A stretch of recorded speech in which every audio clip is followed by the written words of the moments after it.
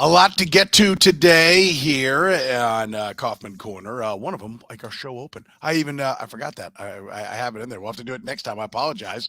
It is the Kaufman Corner, proudly brought to you by our friends at Gann Asphalt and Concrete. Gann Asphalt and Concrete, serving the greater Kansas City area. That includes all of it: Overland Park, Olathe, Independence, Lee Summit, Shawnee, Blue Springs, Lenexa, Leavenworth, Leawood, Liberty, and even more. Gann Asphalt and Concrete is Kansas City's nationally recognized full-service paving and pavement maintenance contractor, making parking lot problems disappear in Kansas City since 1994. Free consultations, no commissions, in-house crews, and every project comes with a written warranty. Find them online at gannasphalt.com or call 816-484-3338. Gann Asphalt and Concrete, one contractor, all things parking lot. I can tell you that next week, Curtis will do a much better job.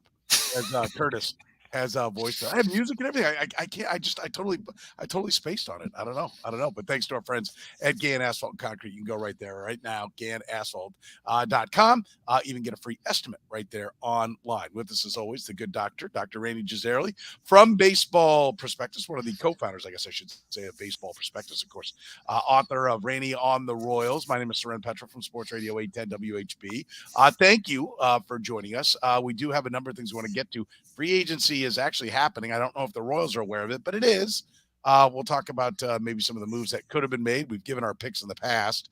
One of my guys has already gone. We'll see which ones of Randy's. We'll talk about the Rule 5 draft. The Royals didn't get involved in it. They did get involved in the minor league portion.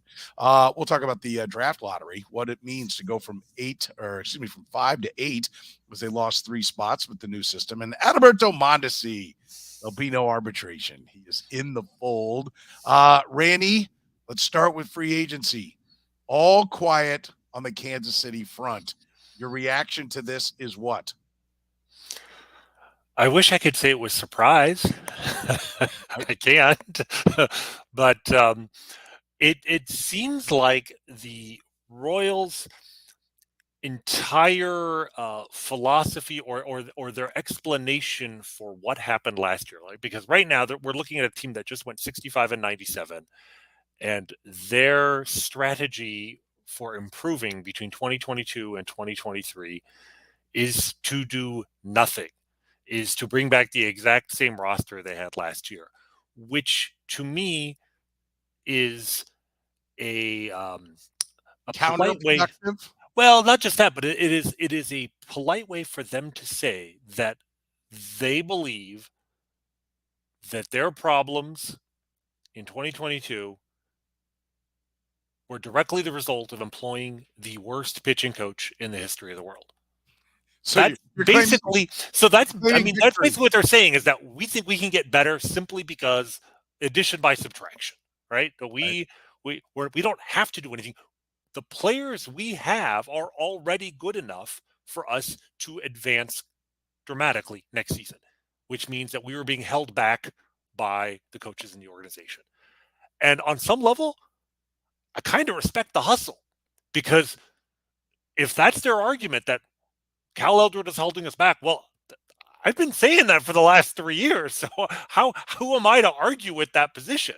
I think they're taking a little bit extreme by basically declining to add talent of any form to the organization, committing to their rosters so intently that, I mean, you can bring up Adalberto Mondesi all you want, but Adalberto Mondesi for $3 million is a bargain compared to Ryan O'Hearn at $1.4 million. So, I mean, if you're bringing back, the band is coming back together. Everybody in the band. This isn't just, this is like, the Spinal Tap bringing back all of its dead drummers kind of band back together. This is everybody. I don't know if it's going to work. I don't necessarily agree with not adding anybody, but the scientist in me, the scientist part of my brain, is fascinated, because this is essentially a controlled experiment the Royals are running in the effect of good coaching. They are saying, we're going to take the exact same players, bring in a whole new coaching staff, and let's find out if they get better or not. right? I think, if you're not a Royals fan and you're just kind of curious as to what the impact of coaching can be on a major league organization, this should be fascinating to watch the 2023 team. But as somebody who actually roots for the team, I'd like them to mix in a little, talent acquisition along with the, player development portion of their formula. Yeah, I listen. In we've talked about a number of different guys. There's been over easily $2 billion spent. I wanted to make sure that was true. When I was going through things, and it didn't take long. I got through. I mean, I think it took. There's 300 million plus, or close to 300 million plus on the first three contracts that are up at the top. And so it didn't take long to get there.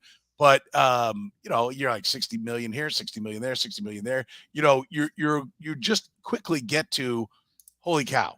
Like, there is a ton of money that's been spent all over the place. And there's, you said you respect the hustle. I will respect it from this standpoint. This is my optimistic view. My optimistic view is, what did we see a number of times? And what did we complain about a number of times? The Royals racing out to get Ian Kennedy. The Royals racing out and setting the market, not reacting to it. Point. Not letting, okay, let's see who overshot their mark and ended up, being a bargain. And so I'm open to the idea that what they have done is said, look, we're not going to blow anybody away. If anybody wants to sign on for what we're offering, fine. We've got numbers that we're prepared to hand out. But otherwise, we're going to wait, and we're going to see what happens. And we're going to see how it shakes out. I mean, there's still, you want a shortstop? There's still really good ones, Carlos Correa and Dansby Swanson. It's not like every top shelf guy has already flown off the board. They don't. We know that. They've got their guys. One guy who's their big prospect, who they say they're going to play at shortstop again, and that's Bobby Witt Jr. And then they've just come to a deal with Adalberto Mondesi. So I know it's not shortstop, but I'm making the point. There are still players out there. I mean, Carlos Correa had screwed something up last year to be out there this year, right? And the Twins capitalized on it. They got a deal that was, at least got him in there for 1 year. That's my optimism, is that we're not going to see them, decide, okay, well, we know we can't get Justin Verlander. We know we can't get Jacob deGrom. So here's a 6-year deal on, let me get the right mouse pad here. Here's a 6-year deal for, I was trying to, I was looking through the pitchers, Nathan Eovaldi, like when we did our free agent deal, who we wanted. Nathan Eovaldi was one of my guys. He's still available. Yeah, I was going to say, he's one of the, when we talk about what's still out there, Eovaldi might be at the top of the pitching list for me. But they didn't go out and say, okay, Andrew Heaney was on my list. He was the next guy on my list. 2 for $25 million. They didn't go, here's 5 for 75 for Andrew. No, but they didn't need to. I mean, this is my point. There are some of these contracts. Look, I'm as much as I'd like to see the Royals spend money, and as much as I think their financial situation is such that they can add to their payroll, because their payroll is not high. We've discussed this. Right now, their projected payroll for next year is, I want to say, projected at 25th in all of baseball, depending on the projections you use. Opening day payroll around $71 million. It'll be a little bit higher if they sign Greinke, but it's still low. But there are certainly some guys that, when you look back 5 years, 10 years from now at the winners and losers in this year's free agent market, the Royals are obviously not going to be one of the winners, but they're also not going to be one of the losers, because you can't be a loser if you don't sign somebody to an absurd deal. If Aaron Judge doesn't age well, the Yankees are going to be one of the big losers in this free agent market. I mean, it sounds great to spend money now, but if those players don't live up to it, you'd rather not sign anybody at all than sign a guy that is an albatross on your payroll. See Dozier, Hunter. So there are certainly some guys out there I wouldn't want to touch, but there are the pitchers in that 2 to 25 range. You mentioned Andrew Heaney, Sean Manaea. So he got 2 and 25. Sean Manaea got 2 and 25. Jose Quintana got 2 and 26. That range, those 3 guys, I look at that. That's the market that the Royals can afford, and that they should have been playing in. All 3 of those guys. Quintana's, the sort of the crafty veteran who's always pitched better than his stuff would suggest, has coming off an excellent year. Had an ERA of under 3, only gave up, I think, 8 home runs and 170 innings. I'm not sure he can do it again, but 2 years is not a huge commitment. Sean Manaea, obviously former top Royals prospect, was, struggled with some injuries over the years. It didn't have a great year, but his underlying metrics suggested he's a candidate for improvement.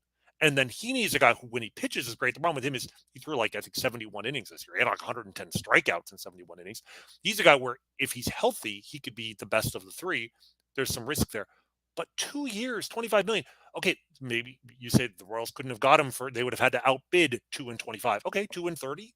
Or maybe you put it 3 and 36. The point is, we haven't even heard a whisper that the Royals were even trying on these guys. And I feel like that's the market the Royals have gone for. If the Tampa Bay Rays can pay 3 and 40 for Zach Eflin, who's also kind of in that range. I mean, maybe he's the guy they gave a third year to. In fact, the rumor was, I think the Red Sox thought they had signed him. The Rays swooped in and got him. Florida doesn't have a state income tax. He's from Florida, so they were able to woo him away. But if the Tampa Bay Rays are spending money, the Royals have no excuse for not spending money if it's the right guy at the right price. And there were some guys that have come off the market that I think were in that right price range that would have helped this team. And I'm a little bit disappointed that the Royals didn't get involved. I am too. And Manaea and Heaney were two guys that for me, I'm like, okay, let's 3 for 39. If that's what it was taking to go, Heaney went to the Rangers. That's obviously a winning club. Manaea went to the Giants. Not so great last year, but expected to be back in the mix, and certainly looks like it. Would that have gotten it done? I think it would have, right? That was the Gilmesh deal. Gilmesh, everybody and their brother was offering. The Blue Jays, Cubs, and Mariners were offering. I don't even think it's the Gilmesh deal. I think it's the Jason Vargas deal. It's the same deal. It is the Gilmesh deal from this standpoint that everyone was offering Gilmesh 4 for 40, and the Royals had to go from 10 million per year to 11 per year. Fine, right? They had to, in terms of the way they won the bidding, but this is at a lower price range. Yes, and that's what I'm saying is, and think about that. That Gilmesh was $11 million a year. What, 20 years ago? Like when the hell was Gilmesh brought in? Yeah, these guys have, have a track record. I think comparable to what Gilmesh's is. It was at the time with the Mariners. And so if you just play that game and say, okay, that's the rule of thumb, could you have gotten one of them if you'd gone the extra year at $1 million more per year? Yes, absolutely. I don't think there's any way you go 0 for 3 with offering those things. And we're not, first of all, you have the money to get all 3 of them. If you're going to carry $100 million payroll, you could take all 3. How much better does this team get with competent starting pitching? And even if you get 120 innings from all 3 of them, that's 360 innings. That's the equivalent of 2 starters, and that's more than you're getting from any other starter on your team. And so I don't understand, at least one of those on a 3-year deal, somebody else on a 2-year deal, somebody else on a 1-year deal. That all makes sense to me. That's how it needs to look for the Royals, and I am disappointed. Now, there are guys, let's point out, there's the top of the food chain, Carlos Rodon, who I think is probably the best one out there because of his age compared to, some of the guys that, like Verlander, who's 40, but, projected in this price range. Greinke still at $10.5 million, Corey Kluber around $10 million, Michael Wacha around $12 million, Jordan Lyles around $10 million, 9.5 for Lorenzen, Drew Smiley, $14.5 million, Dylan Bundy. I mean, I don't love Dylan Bundy, but there's one for you. Listen, I live in a town in Kansas City where the general manager of the Kansas City Chiefs goes and grabs every guy that he had a great draft grade on who some other team has failed with. Everyone. Yep. Everywhere he goes, they're littered with all these former first-round picks. And if it doesn't work, you cut bait. And if it does work, you look like a genius. Dylan Bundy was their white whale in that draft. Oh, had Dylan Bundy been there, they would have never taken Bubba Starling. And the Orioles ruined him. I firmly believe Dylan Bundy in a different organization, maybe even in the Royals organization, would have been a much better pitcher. I mean, frankly, if you want to bring him in and put him in the bullpen, he's a guy, move him into the bullpen. You want to add some bullpen depth?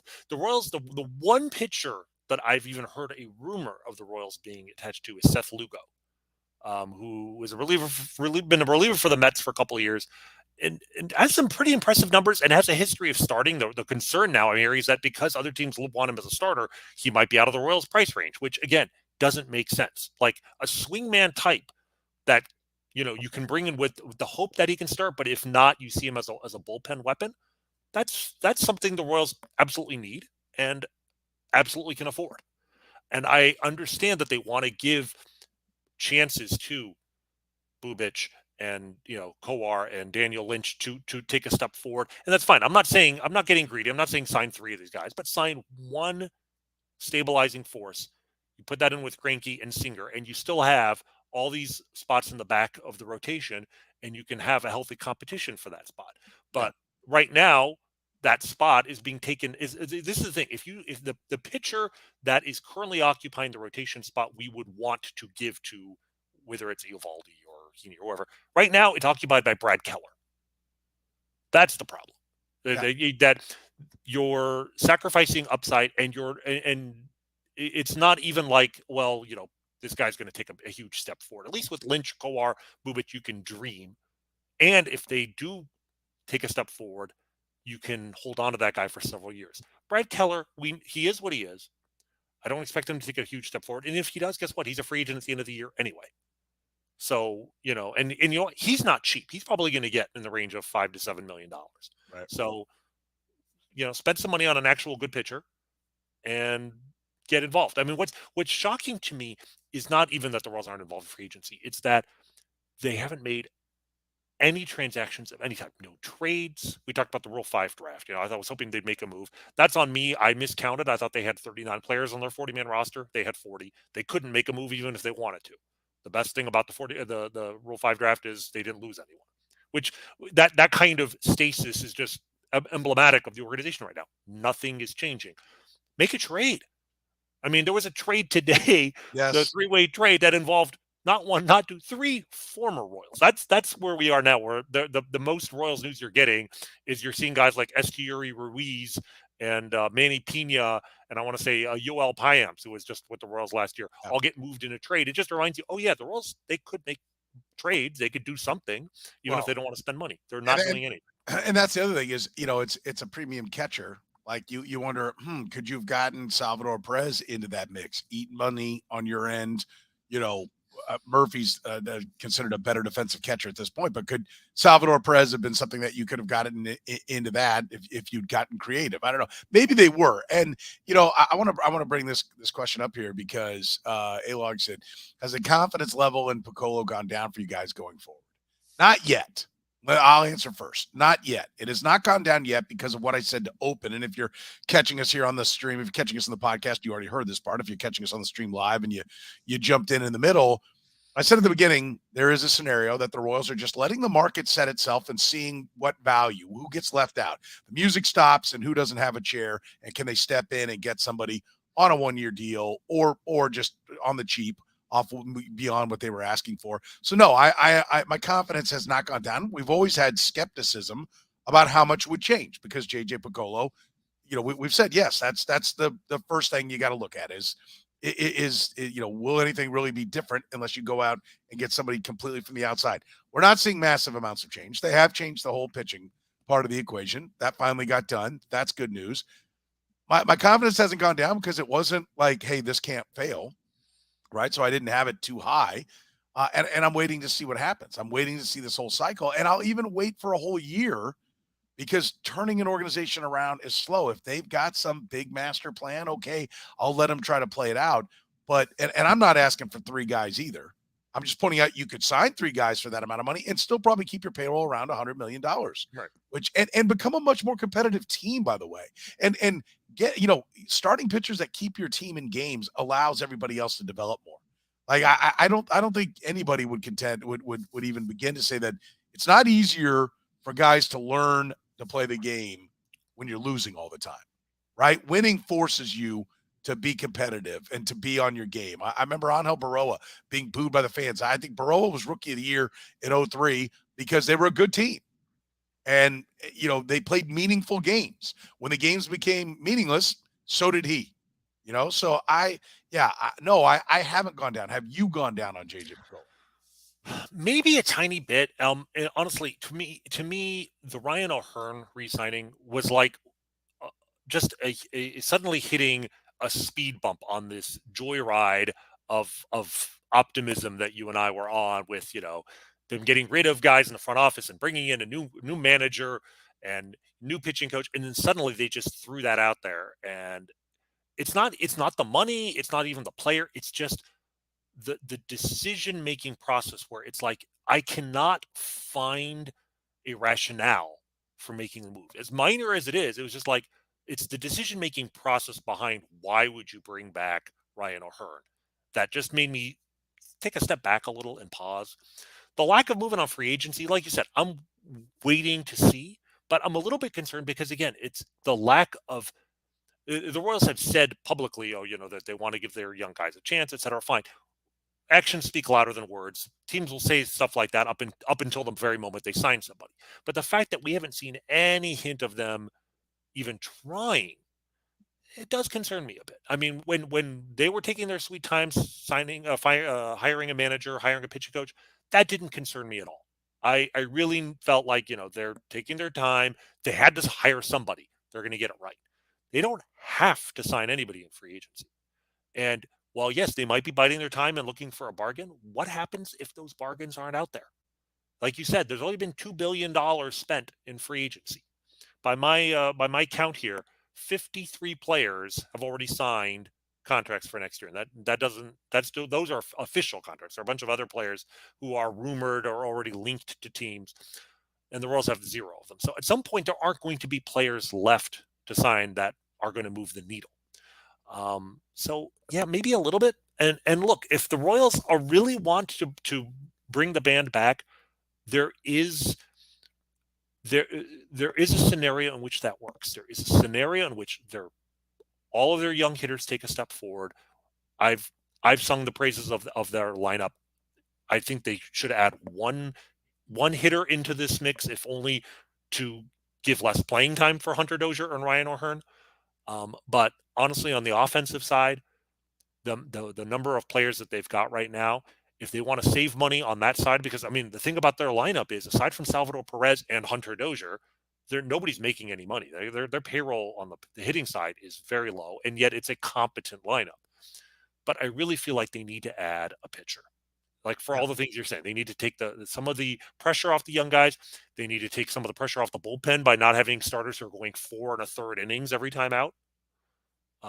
And the longer they wait, the fewer options are still out there. Eovaldi is still out there. There are a few other guys I'd be interested in, but there's also a chance that we go into February and they just decided not to do anything. And there's a limit to how much better they're going to get if they don't add some more talent here. I put up the one about the how do you ask for $2 billion for a ballpark village, your own private real estate event around a stadium if you're not going to put something into the team.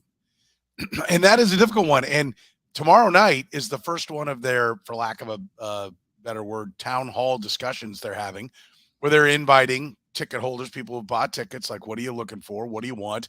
And they're going to have that. They're limiting it to 2 media people. That in and of itself, I think, is sketch to begin with. Right now, I know there's going to be more than that there. They're lucky. I got a hold of one of the invites from a friend. I'm not going to go. I can't go because of other obligations.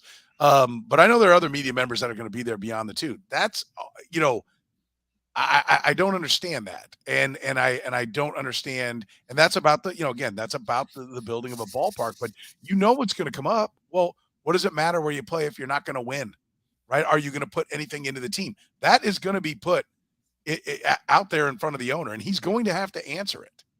And it's going to be really difficult to be like, oh no, we have a plan when you're one of a handful of teams, if not the only team, that hasn't. Only 53 players have been signed. Is that what you said? 53 free agents, but I believe every single team in baseball has made a transaction involving a major league player, not in their organization, either a free agent signing or a trade, except for the Royals. The Royals, their MLB trade rumors page is blank. There's nothing happening. Yeah. And look, if when John Sherman stands in front of the crowd there, if they want to make the argument that they're happy with the team they've got, make that argument. But if you're like you said, if you're going to expect the city to put the money in, then you at least need. If they came out with a firm commitment and said, look, we're happy with the team we have now, but we will be aggressive in free agency next year. We are willing to increase payroll to, 100 million and more, 120 million, which again, that's not even where it was in 2015. If they can just give some firm benchmarks for the future, I would feel more comfortable as well, because I just want them to acknowledge that whether it's in 2023 or 2024, whenever they want to win, whenever they think the team is ready to win, and we're talking a year or two, we're not talking 5 years out. No more of the Dayton Moore 5-year plans. In a year or two, when you're prepared to win, you have to have a payroll commensurate with a team that is trying to win. That doesn't mean you go all Steve Cohen and $300 million payrolls and paying luxury tax. We everybody knows this is a Kansas City market, but you can have a higher payroll than you have now when you're ready to win. Say so. Be explicit about it. Put a number on it. Say, yes, a 9-figure payroll next year is a very reasonable expectation, so that we can hold you to that next year. But this right now, where it's like, we're not spending money, we're not telling you what we're going to do in the future, but we're going to tell you we're not going to do anything in the present. That's, I think, the disconnect that I think fans have a right to be a little bit dissatisfied with. Before we leave the free agency part of the discussion, unless you've got another angle on it, do you have anyone that right now becomes the top of your list that you'd like to have? So you mentioned Eovaldi, and I feel like if they're going to add a pitcher, he's a really interesting guy. I do like the Seth Lugo rumors. Like, I actually like him as a swingman. And again, this is below the level that I was hoping that the Royals would look at. But of what's left out there, Eovaldi may be the last of the starters, that kind of the number 3 starters with potential upside.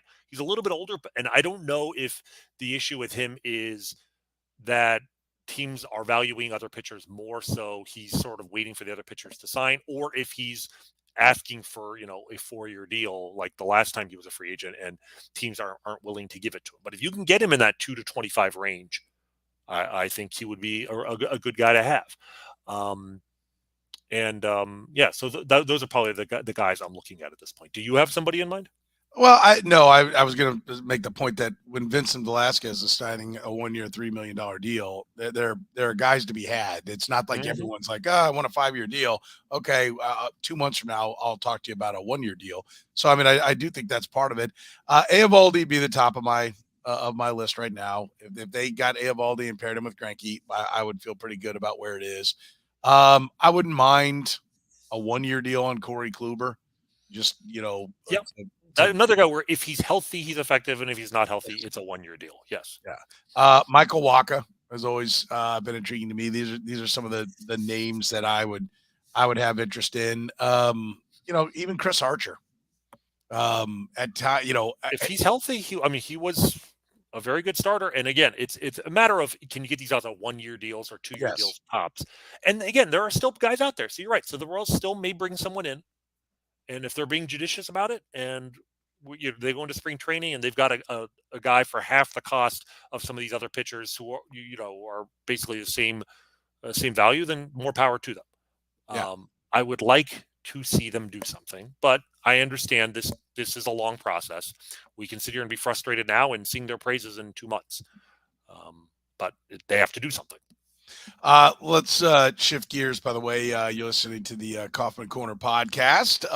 It is proudly brought to you by our friends at GAN Asphalt and Concrete.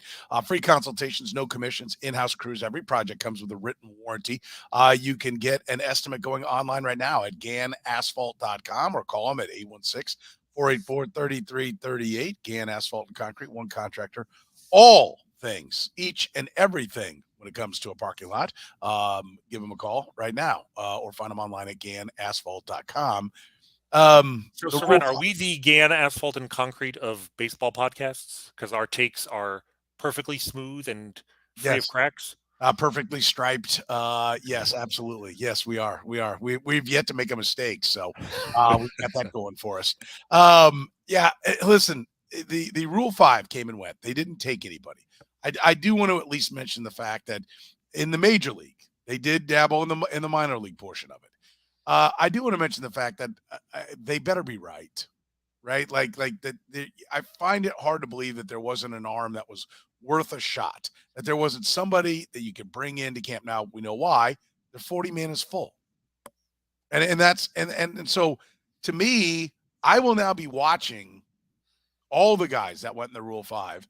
And I'm going to be thoroughly disgusted if anybody who went after pick number 5 where the Royals passed ends up being good. I mean, that is I'm not shocked because they already had the 40 man full. And so I kind of thought this is where they went. They clearly looked at it and said, none of these guys are good enough.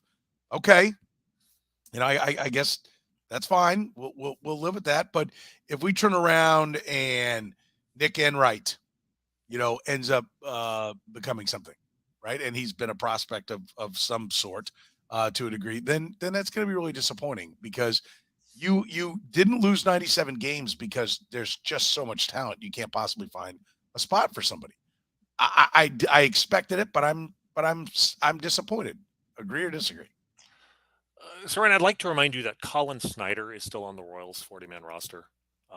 And again, it's the Rule 5 draft. Like, this is not generally going to make or break a franchise. Right. I don't want to put too much emphasis on it, but what the Royals are basically saying is that Colin Snyder is a better option for that last slot than anybody available in the Rule 5 draft. And to me, the more fundamental issue here is that the Royals sometimes fall in love with a player in their organization, and they go to war for that guy long after the rationale for supporting that player has disappeared. We talked about Ryan O'Hearn a lot. Obviously, they did it with the pitching coach, and Colin Snyder, for me, that fits that bill where his performance record has never justified a 40-man spot in the first place. They give him a shot in the majors. He wasn't good. So the point is, there is some dead weight still on this roster. Now, to their credit, the one thing the Royals seem to be pretty good at, they pretty much never lose anybody in the draft. And yes, that's in part because they don't have enough talent that they're running out of spots for guys. But every time they kind of gamble and leave somebody off, and this year we talked about TJ Sikkema being that guy, they get away with it. And they picked the right guy to do that with because the upside of him is less than a guy like Marsh and Diego Hernandez, the guys they did add to the roster. So I'll give them credit that at least they didn't lose anybody, and that's important. That would have been much more if they had actually lost somebody and not taken a player. I think we'd be a lot more upset. So Yeah, I'm okay with that portion of it, but I just do want to remind the Royals that not everybody on the 40-man roster is probably worthy of it. They have some dead weight. If I guess the best case scenario here is that one of those guys will lose their 40-man spot when the Royals sign a free agent in the not too distant future. The part that I would add to what you just said is not only Ryan O'Hearn is taking up a spot on the roster, but Michael Taylor is going to be gone after this year. He's not under contract, right? So he's done. You keep Brad Keller, who I guess you're going to you're hoping it all comes together this year so you can there's no way there's a positive there because Brad Keller, if he has any sense, will go to free agency before he would sign with the Royals. If he has like a breakthrough year and wins 17 games and throws a 3.27 ERA and his strikeouts go up, his walks go down, everything looks great, he's not signing. So what was the point of not opening up the roster? And then you keep Adalberto Mondesi. And I on a 1-year deal. I mean, I think Mondesi is the guy you and I are just going to have to disagree with. To me, I look at it as an asset where the upside is still significant, and it's a 1-year deal. So the downside is 1 year. It's $3 million. It's like less than half of what Hunter Dozier is making in 2023. Yes, it would be nice if they would sign him to a longer-term deal. But if the options are, if he's like, I'm not signing long-term, and I have a choice between a 1-year deal, releasing him, or trading him, and by trading him, if I go out and say we're trading Adalberto Mondesi, you're going to get 30 cents on the dollar because the mere fact that you're willing to trade him, teams are like, well, he's probably still hurt. He's probably the Royals don't believe in that he's going to be healthy. I think you have no choice but to ride or die with him, and if he's healthy and comes out and is playing well in April and May, and you're not in contention, you know what? He's actually a really interesting trade asset. If he actually gets off to a healthy start, maybe you can trade him before he inevitably gets hurt. And he's proven that he's healthy. But nobody knows what Adalberto Mondesi is at this point. $3 million, I'll take that flyer. That's not the issue to me. I mean, Keller I is agree. going to make more than that. My And frustration is what we said last year, is if you're going to stay the course with them, then extend him. Because I get it, but I'll rent a player deal on Mondesi. What are you going to get for Mondesi? Like, first of all, how good do you think he's going to be playing? What do you think the top side is? A 315 on base? yeah, but 315, if he has a 315 on base, he could be a 4-win player because of everything else he does. Because if he can hit 15 to 20 home runs, steal 50 bases, with the new rules, who knows? He might steal 60 or 70 because stolen bases, the bases are going to be closer together and you can't throw over to first base as often. If the speed is still intact, and of course he's coming off a torn ACL, so that itself is a question mark. If the speed is still there, that speed is one of the great tools in the sport. His speed, he could be very valuable. And if you think that the Royals can sneak into the playoff picture with an 85 win season, Oh, come I'm on. fine. I'm fine with riding with him. What's the downside? How can you? Well, but that's my point. If I would feel better if they had signed a pitcher, right? If Greinke and Eovaldi are signed, then it You're makes not more getting sense. a pitcher for I mean, you go like Vincent Velasquez for $3 million, but No, $3 no, million no. is That's not not. going to No, no, no, no. You're missing my point. Not the 3 million. Like, to me, I would buy that. Oh no, we think we can creep up into the playoffs if they had done something. Right. They And haven't I agree done with that. anything. And Which so is why I'm hoping therefore, they still do, because that is, you're right. It's a mixed signal. If you're like, we're going to bring back Adalberto Mondesi for 1 year and hope that if he stays healthy and everybody comes together, we can shock the world and make a run in 2023. Great. Then sign one more player and add to it. If you basically, what you're saying is, we believe we're in that range of a 500 club where one good player, Adalberto Mondesi, having a good year, adding one good player to the mix could significantly improve our playoff odds. Well, if you believe that, then you believe one good player could significantly improve your playoff odds. Ergo, sign one. And that's so I agree. There's a disconnect there. If you believe in Adalberto Mondesi, a 1-year deal makes sense for this club at this time, then you should believe that adding one pitcher for 2023 is also a good idea. Yeah, I just if you were making some moves with some guys that are going to help the team right now, then it makes more sense what you're doing with Mondesi. I get it, but do we really think, based upon what we're seeing right now, that we can sit here and talk about, well, if Keller's pitching well, you trade him. If Mondesi's playing well, you trade. Do we think either one of those guys are going to get traded? I mean, if you can't make a deal now, why would we think that in the midst of the season this team will be any more active than The Royals, the one thing the Royals, even with Dayton Moore at his most conservative, the one thing the Royals were good for is if a guy was in the last year of his contract and the Royals were not in contention, which happened pretty much every year, they would trade it. I mean, they traded Andrew Benintendi. We had these same arguments back in May or June, and they waited till the deadline. They probably should trade him sooner, but they did trade him. I mean, they even eventually last moment traded Whit Merrifield. But if they have one more year on their deal, they obviously didn't trade Brad Keller at that time, and maybe he had no value. They didn't trade Michael Taylor, who absolutely did have value. But they'll trade a guy if they know at the end of the year he's gone for nothing. So the flyer on Adalberto Mondesi, from my perspective, that's worth it. The Brad Keller one, because he's going to cost more in terms of salary, because he potentially would be taking the spot of a pitcher that might be better they go out and sign, and because I think his upside is much more limited than Adalberto Mondesi, that's the one I'm not sure I would justify as much. Do you give any thought to the idea that they are looking at moving Mondesi to the outfield based upon all their talk of Bobby Witt at shortstop? I think maybe, and frankly, I think maybe they should try it. I mean, playing him at shortstop is not working just from the standpoint of keeping him healthy.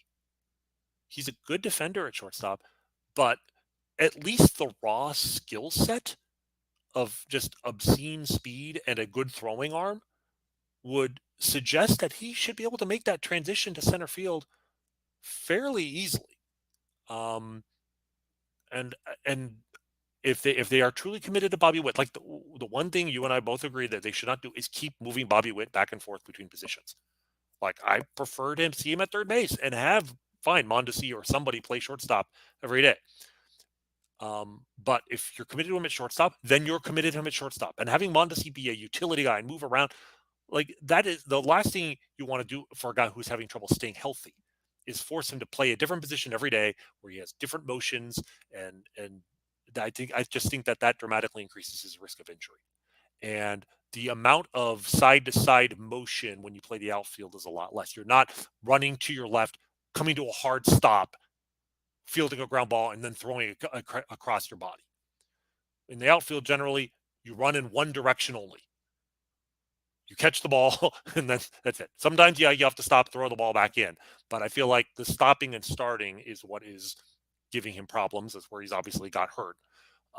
So I was sort of hinting at it throughout, even early last season when Bobby Witt was starting the season at third base, that they should consider Mondesi in center field. And certainly after this injury, I really feel like less lateral motion for him would be a good thing. I think center field, the best case scenario here is if he actually proves he can do it and he's healthy and plays well, you might have your replacement for Michael Taylor right there.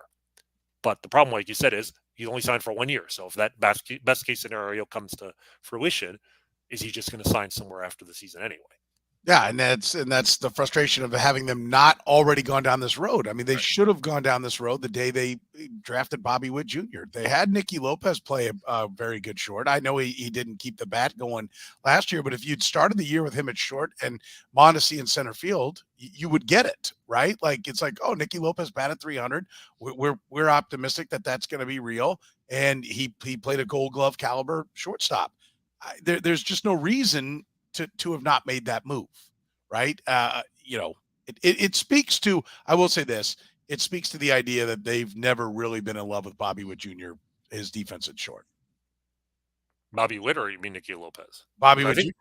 I mean, they love it enough that they're playing him there, even though I don't think they should. I think they're more in love with his defense at shortstop than I am. Well, I don't think anybody's in love with it outside of them.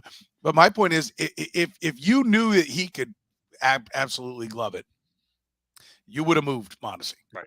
Because they moved Gordon for Moustakas, and Sure. and they clearly never looked at Bobby Witt Jr. and said, It's here it is. Again, this is one of those cases where the Royals are again sending mixed messages, because they keep saying they love Bobby Witt and they want to be a shortstop, but they are saying they also love Mondesi at shortstop. It's like, you can only play one of them. Like, pick a lane. Make a decision, and if it means making a dramatic move and sending Mondesi to the outfield, at this point, I mean, 3 years ago, they looked at Adalberto Mondesi they looked at him as they look at Bobby Witt today. They looked at him as the cornerstone of the franchise that they were going to build their offense and their defense around. But nobody looks at Adalberto Mondesi that way today, both because of his performance, because of his injury history, and the fact that he's going to be a free agent in a year. Like, you should have no fear of, oh, gee, what message are we sending to the rest of the organization if we move Adalberto Mondesi to center field? The message you're sending is, well, if you aren't performing and don't stay healthy, you're more expendable than the guy who plays every day and is just coming off a very promising rookie season. And, oh, by the way, he's under contract for 5 years. You're under contract for 1 year. So, you've got to move around for the good of the organization. Yeah. So I don't know why they're unwilling to, make a move that seems fairly obvious to me at this point. I don't get it either. Maybe they will. Yeah. Let me offer this, a new name.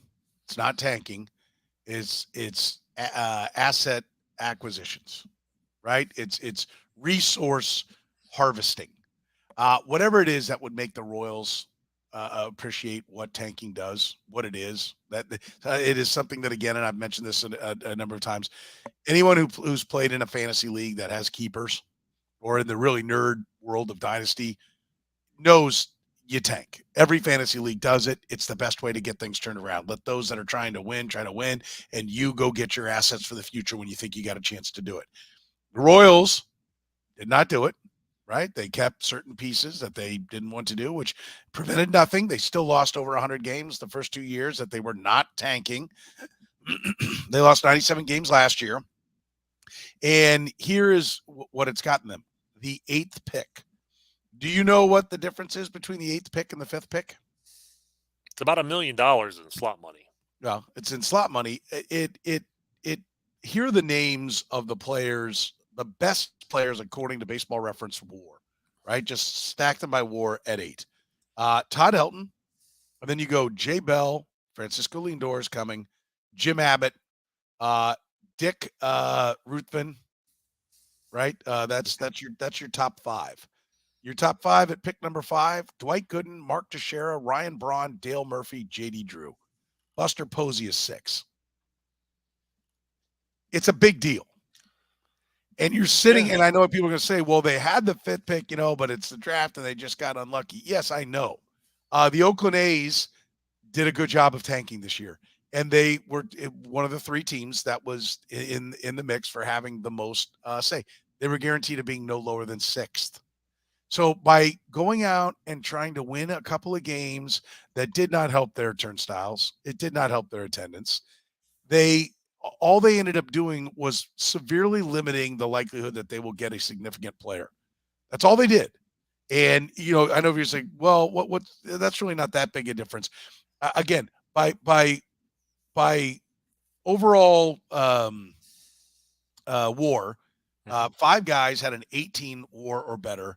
At number 5, that number goes to 8, 2, 4, 6, 9. I mean, Matt Wieters comes up. Jack McDowell comes up. Vernon Wells comes up. Right? This was a significant loss for them, and I don't understand how that cannot register with an organization, that it is important to get as high a pick as you possibly can. What the hell is the difference between 97 losses and 102? Nothing in the eyes of the fans. Okay, well, a couple of things. First off, I do want to say I like the draft law. I like the rule change because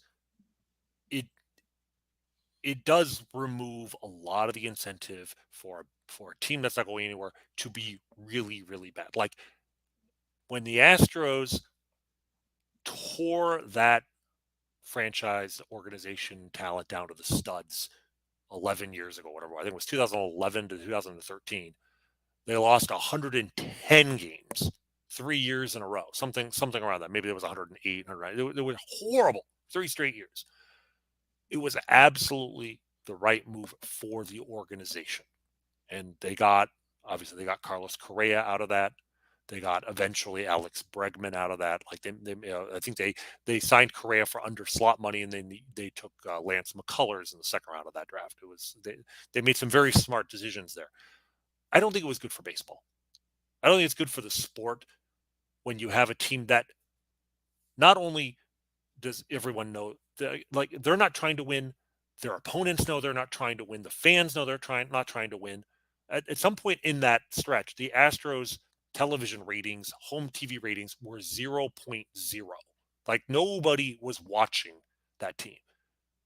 And even though they've now turned it around and, maybe the dominant organization in all of baseball, like for the sport as a whole, I don't think it's a good thing. So why?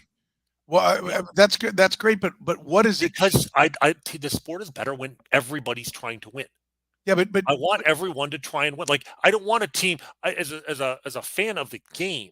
I don't want teams to like deliberately. We're not going to play our best players today because it's good for the future. Like eliminate some of that incentive so that even if you are losing 97 games, even if you have a bad team, you know what? We're going to try to win because losing doesn't necessarily help us. And it might turn away the fans. It might reduce our revenue because we don't have attendance. We don't have television revenue. I want us there's a difference. There's always a tension between what's good for the team and what's good for the sport. And what's good for the sport is for every team to try. Because you know what happens when you don't try? You don't sign free agents.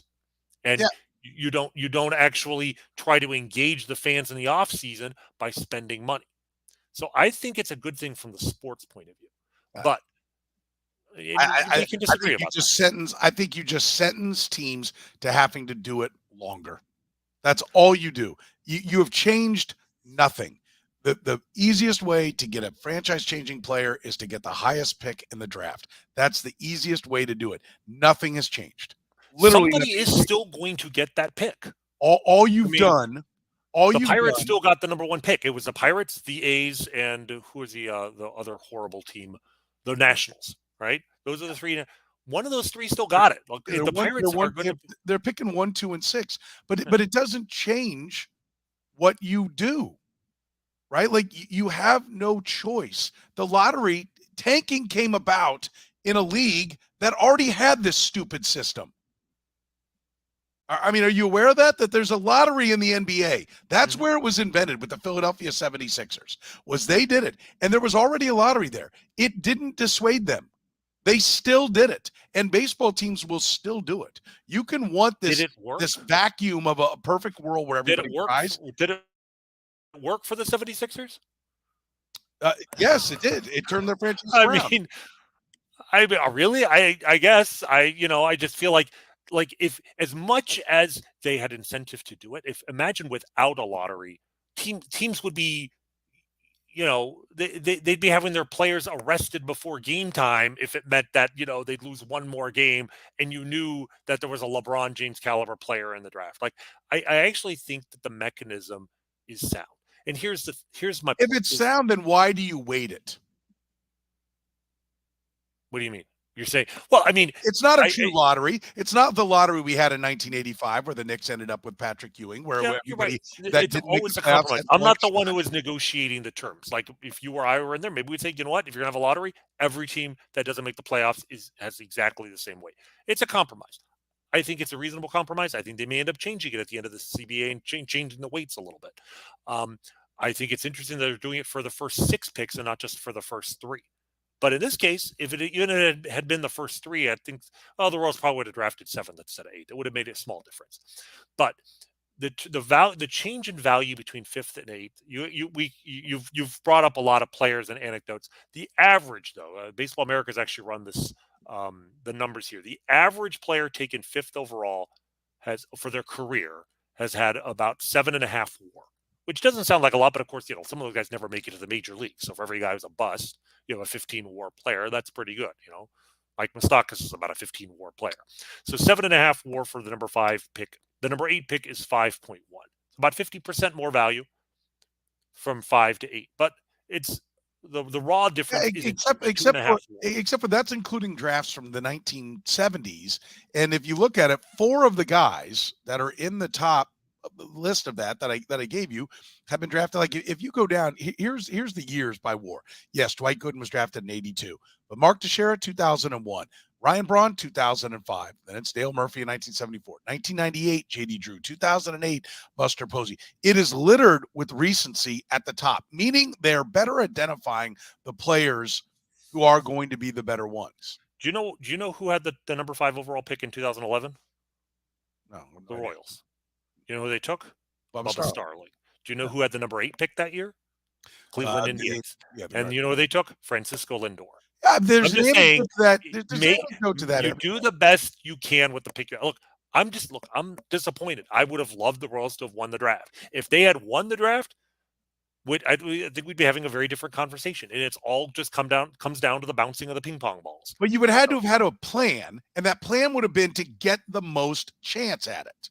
See, to me, that's my point, is that what if you did everything you could and you didn't get it anyway?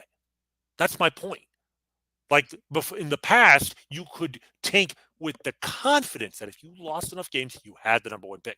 Now, you lose the most games. The A's, the A's are the big loser here. They lost a crap ton of games. They're not in the top 5. They're 6th. Yes, I know. Yeah. Your path to success is to muddle along and pick 16th all the time. Nothing of value, but boy, we gave it a try. Like you couldn't sound more like Dayton Moore than you do right now. Seriously, I mean, I don't understand how. My path is to not rely on getting a number 1 pick that I'm not certain I'm going to get. But also, it's not about getting the number 1 pick, Randy. It's about getting a better pick. Right. But the only way to get a better pick is to lose more. And my point, but here, the bigger point here is the Royals didn't go into the 2022 season with the intention of getting the fifth pick or even the eighth pick. They They haven't went in with the intention of winning. They and haven't in didn't. any year. That is the problem, Rany. They haven't in any year. They didn't go into it with that intention in 2018. Yet there they were, bumbling their way down to the bottom. And guess what? But that's my point. But when they did have those picks, how did it work out? Yes, they got Bobby Witt. That's great. They also got Asa Lacy in there. How did that go? Yes, and the Astros got Mark Appel, right? But when you keep taking another bite of the apple, you keep acquiring. How many years do you want them? They already lost 105 to 110 games 2 years in a row, and they haven't been above 500. Like, the problem is Royals. Yes, they don't always have the number one pick, but they've had top 10 picks. How many times in a row have they had top 10? And how many times have they really hit on those guys? Very few teams are drafting. We look at the Astros as the quintessential example, and they nailed it in part because they were really the first team to embrace that philosophy. We talk about the Philadelphia in the NBA. This is my point. The difference yes, it worked in the sense that the 76ers are a playoff team. They haven't won any championships. The Astros have won multiple championships and won 105, 110 games multiple years, because when they did it, they knew they were getting the top pick. They could embrace it wholeheartedly, and it worked because they got the best players. It worked better for them because they were the only kid on the block doing it. So yes, they could get to the top. But also because the rules allowed them to. The rules don't allow you to be certain you'll get it now. But other than the Astros, the other teams that have done well, the Rays are not picking in the top 5. But when they have a first-round pick, they're nailing them. They're doing a lot better than the Royals are. Well, then I guess you have a lot more confidence in them suddenly a wand being waved and them figuring out how to draft. Well, they don't have my point isn't that I have confidence. My point is that's the only way it's going to work. The rules state you cannot guarantee the number 1 overall pick. You can't. It's not about the number 1 overall pick, Rany. It's about getting a better pick, right? That's what it's about. It's not a holy grail for the number 1 overall pick. I don't want about improving your pick. Every pick you go up, it matters. It matters, and every game you win more, it might matter too if you can go to the playoffs. Like, my point is the Royals. I listen to this garbage. Should not be thinking about getting a better pick. Right. They should be thinking about going to the playoffs. They're not 5 years in. They should be thinking about how do we win more games, not how do we tank and lose. Okay, so if they should have tanked, yes, in the past. I don't think going forward tanking. I don't think they should be thinking about tanking. Okay, so you're sitting at 97 losses, and you think you're closer to going to the playoffs than you are needing to reload. I think that if the Royals go out and lose more than 97 games this coming year, which is essentially what you're saying they should do. No, I'm saying last year when the wheels came off, they should have kept them off. They should have done everything. They should have been stripping down everything they could, and they should have done it in 2018. They should have done it in 2019, and they didn't do it. That's what I'm saying. I don't disagree with that, but I wasn't simply because I want them to lose more games. It's because they could have gotten talent for the players that they didn't trade, and that's my point. That's my point. It's asset management. Yeah, sure. I don't disagree with that, but I'm just saying, even if they had done all of that, I don't know if if the ping pong ball goes a certain way, it wouldn't have changed their draft position. Focus on what you can control is my point. You can control the assets that you have, the players that you bring in, the players that you use your draft picks on. For the first time in history, you cannot control where your first-round pick will be. Now, they're going to have the 5th pick in the second round and the 5th pick in every other round. It's only the first round this affects. They still get their competitive balance picks, which this coming year will be after the second round. But none of this matters if they blow their picks. They can't keep taking, an Asa Lacy and then 2 years later telling us how he might be, a championship part of a bullpen. Like, they have to nail these things, and they haven't. Yeah, and there's no evidence that they will. That's the problem. The problem isn't that they didn't lose 105 games this year, or that they won't lose 105 games next year. The problem is when they lose 97 games, they always find a way to take a top 5 pick and turn it into, it was okay, but we could have done better. It was not a superstar. Yeah, well, we'll see. It has to get better at some point, and if they're going to be picking, to me, All baseball did was sentence teams to more time in purgatory. That's it. Because, the Royals, especially if you're not going to spend, and when you're small market teams, you have to build from within, and to think that you're going to do it off your number 5 pick in the 4th round, I'm not buying it. I'm not buying it all. All right. Remember, hit that like button, the subscribe button. If you're catching us on the podcast, we stream live normally on Sunday nights at 10 o'clock, sometimes on Monday when schedules happen. Also, if you need anything to do with a parking lot, your business needs any kind, whether it's a repair or a full parking lot, our friends at Gann Asphalt and Concrete are there for you. Nationally recognized, full service paving and pavement maintenance contractor, making parking lot problems disappear in Kansas City since 1994. You can find them online at GannAsphalt.com. That's GANN, GannAsphalt.com, or call 816-484-3338. Gann Asphalt and Concrete. One contractor, all things, everything parking lot. That's what you find right there. For the good doctor, Dr. Rany Jazayerli, my name is Soren Petro. Saying thank you very much for joining us here on Kaufman Corner.